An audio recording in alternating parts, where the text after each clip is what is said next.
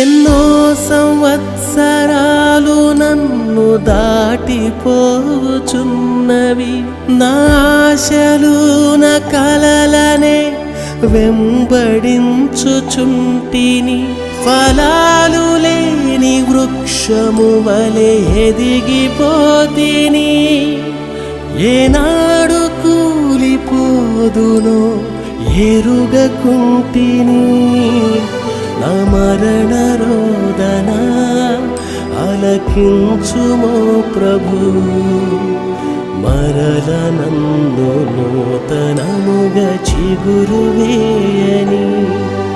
నా బ్రతుకు దినములు లెక్కింపనేర్పుము దేవా, ఈ భువిని వేడు గడియ నాకు చూపుము.